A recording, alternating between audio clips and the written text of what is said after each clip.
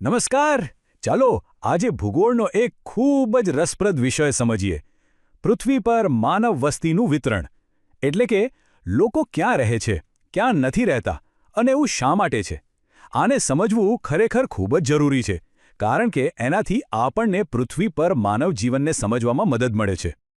શરૂઆત જ એક એવા આંકડાથી કરીએ જે કદાચ થોડો ચોંકાવનારો લાગે. આ જુઓ, દુનિયાની 90% વસ્તી પૃથ્વીની માત્ર 10% જમીન પર રહે છે. આનો સીધો મતલબ શું થયો? એ જ કે અમુક જગ્યાઓ પર તો લોકોની ભયંકર ભીડ છે, જ્યારે પૃથ્વીનો મોટો ભાગનો વિસ્તાર લગભગ ખાલીખમ પડ્યો છે. પણ આવું કેમ છે? ચાલો આ અસમાનતા પાછળના કારણોને જરા ઊંડાણમાં તપાસીએ.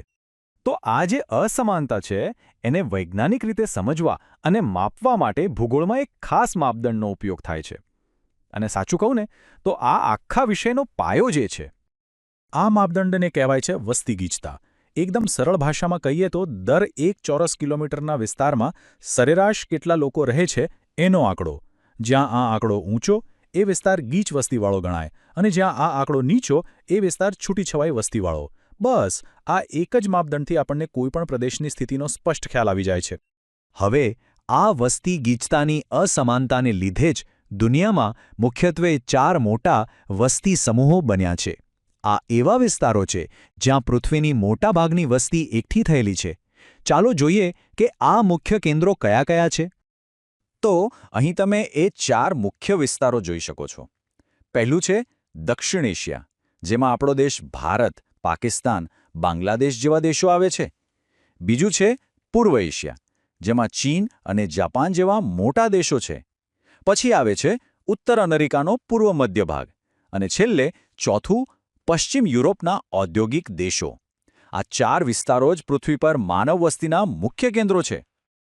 આ કેન્દ્રીકરણ કેટલું જબરદસ્ત છે એ સમજવા માટે ફક્ત આ એક આંકડો જ કાફી છે.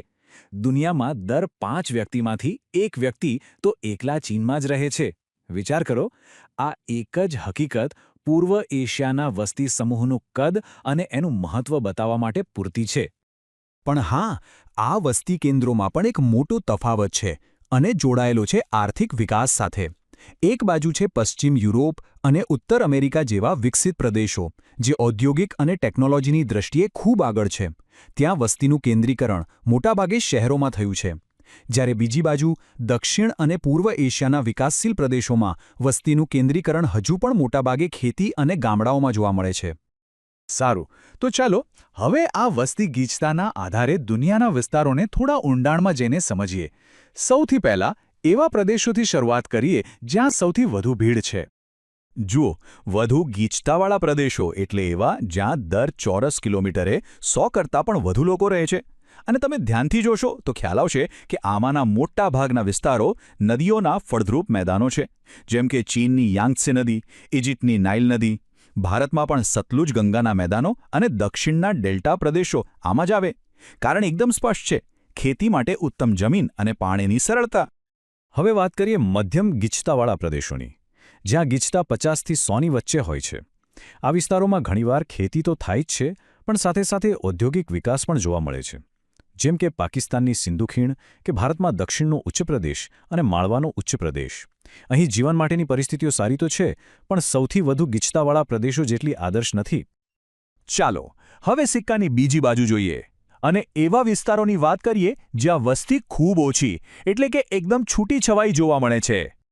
ઓછી ગીચતાવાળા પ્રદેશોમાં દર ચોરસ કિલોમીટરે માંડ 10થી 49 લોકો રહે છે.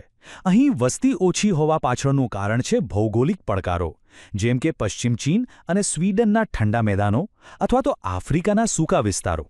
ભારતમાં પૂર્વોત્તરના પહાડી રાજ્યો, થારનું રણ અને હિમાલયના ઊંચાઈવાળા વિસ્તારો આમાં આવે છે. દેખીતી વાત છે, અહીં ખેતી કરવી કે ઉદ્યોગો સ્થાપવા ખૂબ મુશ્કેલ છે. અને હવે એવા વિસ્તારો જ્યાં फ्रेंड्स, इस वीडियो को पूरा देखने के लिए आज ही फ्लेक्सी टीचर ऐप सब्सक्राइब करें, जहां आपको मिलेंगे animated videos, digital books, text book solutions, notes, DPP और क्विज.